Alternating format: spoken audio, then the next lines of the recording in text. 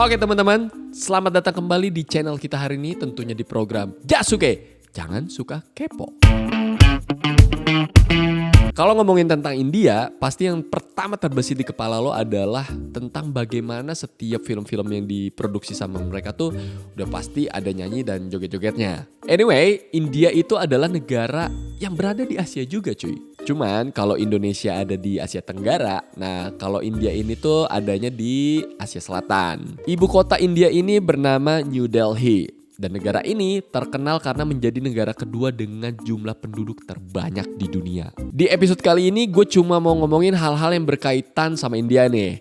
Tapi lebih ke hal-hal apa aja sih yang aneh dan unik yang ada di negara itu. Aneh dan unik bukan berarti jelek ya guys. Di sini gue ngelihatnya sebagai kekayaan yang dimiliki sama masyarakat India. Oke, nggak pakai lama, langsung kita cus pretelin satu-satu hal-hal unik apa aja itu. Kalau lo pernah nonton film-film barat atau lo pernah menyaksikan langsung pernikahan orang bule, lo akan melihat bahwa si mempelai cowok tuh akan memakaikan cincin ke mempelai cewek di jari manis tangan kirinya si cewek.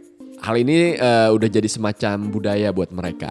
Nah, beda dengan India. Di India tuh cincin kawin harus selalu dipasangin di tangan bagian kanan. Karena menurut mereka, tangan kiri itu tangan yang dianggap selalu mengajarkan hal-hal yang kotor. Kayak bersih-bersih abis buang hajat ya, sampai pekerjaan-pekerjaan kotor lainnya. Terus juga di India lo akan melihat bahwa cewek yang udah nikah tuh gak cuma pakai cincin di jari tangannya aja, tapi juga mereka bakal pakai cincin di jari kakinya juga. Budaya pakai cincin di kaki ini sebutannya adalah bichya, yang mana adalah sebuah tradisi yang diwariskan oleh agama Hindu yang mayoritas ada di India. Dan bichya ini biasanya dipakein di jari telunjuk di kedua kaki si cewek. Terus ternyata ada khasiatnya juga cuy. Cincin bukan sembarang cincin, karena umat Hindu percaya banget bichya itu punya manfaat untuk si ceweknya. Karena tekanan dari cincin ke jari telunjuk si cewek ini bakal bikin siklus menstruasi si cewek itu jadi lancar dan juga bisa bikin rahim akan selalu sehat. Dan cincinnya juga biasanya terbuat dari perak gitu cuy. Dan perak dipercaya juga bisa mengusir hal-hal negatif dari tubuh. Nah, boleh dicoba kali ini ya untuk kalian yang cewek-cewek. Hal unik selanjutnya yang ada di India adalah ternyata gerai McDonald's atau McD di sana tuh punya perbedaan yang cukup signifikan sama negara-negara lainnya. Lo tau kan ya kalau di India tuh terkenal sebagai negara yang banyak dari penduduknya adalah vegetarian. Dan jumlah vegetarian di India ternyata jumlahnya lebih banyak dari negara manapun. Hal ini karena kepercayaan mereka ya yang pengen menghormati semua jenis kehidupan dan pelestarian hewan. Kayak sapi yang gak dimakan dan bahkan sapi itu dianggap suci loh di sana. Itulah kenapa akhirnya banyak banget gerai fast food di India kayak McDonald's tuh udah melakukan penyesuaian terhadap menu mereka dengan dasar permintaan pelanggan di India pastinya. Di McD sana lo bisa melihat bahwa ada menu bernama McClo Tiki Burger dan McVeggie. Yang keduanya dibuat dengan menggunakan patty vegetarian. Artinya patty-nya tuh bukan terbuat dari daging ya, tapi terbuat dari kacang polong, kentang, dan rempah-rempah khas India gitulah ya pokoknya ya. Coba nih gue pengen tahu di antara kalian adakah sudah pernah mencoba menu McD di India? Please komen di bawah. Lanjut ke hal unik selanjutnya, seperti yang udah gue singgung barusan, bahwa sapi di India tuh dianggap sebagai hewan yang suci. Karena umat Hindu tuh percaya bahwa hewan ini adalah representasi dari alam semesta. Karena alasan ini dan alasan-alasan lainnya, itu kenapa kalau lo ke India lo akan melihat banyak sapi-sapi yang berkeliaran bebas di jalanan India. Kalau menurut sumber yang gue baca ya ada sekitar 6 juta ekor sapi yang berkeliaran bebas di trotoar jalanan di kota-kota besar di India. 6 juta cuy, gokil ya. Dan bahkan saking bebasnya itu sapi gak jarang juga bikin macet jalanan dan menghambat lalu lintas orang-orang di sana. Sebagai info tambahan buat lo, kalau nanti lo ke India dan menemukan momen sapi berdiri diam di depan mobil lo, maka yang harus lo lakukan adalah menunggu itu sapi untuk bergerak membuka jalan lo. Dan kalau sapi itu gak gerak-gerak juga, maka yang harus lo lakukan adalah mencari jalan lain yang tidak dihadang oleh sapi sama sekali. Oke, hal unik lainnya tentang sapi yang dianggap sakral ini alias dianggap suci ini, ternyata selain dilarang dimakan dan disembelih, sapi juga dilarang diekspor cuy di sana. Makanya pas di tahun 2007 sapi-sapi di India tuh mulai dikasih kartu identitas model KTP gitulah ya. Karena di kartu identitas itu juga lo bisa lihat ada foto si sapinya juga. Fungsinya adalah untuk melindungi semua sapi supaya tidak diekspor.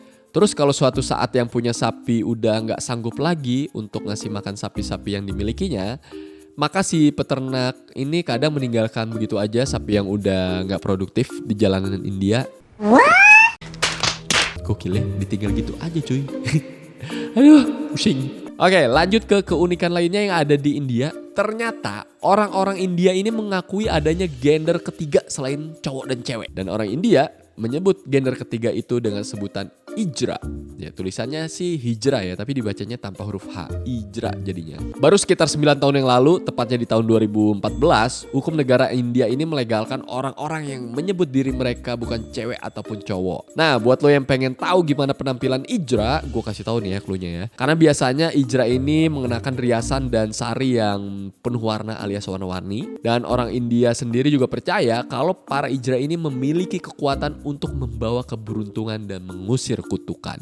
Ciri lainnya dari Ijra adalah kalau suatu saat lo ke India, lo mungkin akan melihat para Ijra ini jalan-jalan di tengah lalu lintas yang lo lalui. Dan biasanya mereka tuh bakal ngetuk-ngetukin jendela mobil untuk minta uang sebagai imbalan atas doa-doa mereka buat lo. Dan beberapa Ijra juga kadang-kadang tuh mendatangi acara pernikahan walaupun gak diundang cuy.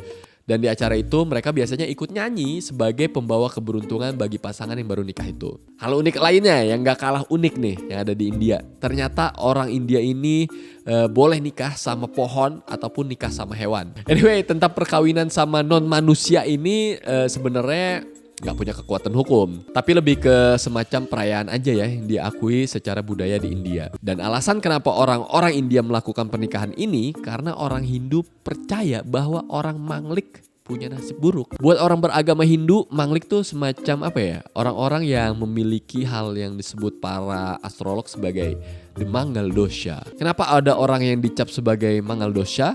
Hal ini dikaitkan sama posisi Mars saat orang itu dilahirkan ke dunia. Jadi orang yang memiliki atau dicap sebagai Mangal Dosha, orang ini bakalan bawa nasib sial buat suami dan keluarganya. Untuk mengusir nasib sialnya itulah orang dengan Mangal Dosha harus melakukan ritual biar nasib buruknya tuh bisa pindah ke pohon atau hewan. Nah, biasanya cewek-cewek ini diminta untuk nikah sama pohon pipal atau pohon pisang untuk matahin kutukannya. Setelah itu baru deh cewek-cewek ini tuh boleh nikah sama pujaan hati sebenarnya yang pastinya manusia beneran ya. Anyway, upacara pernikahan ini disebut Kumbh Viva. Kumbh Viva.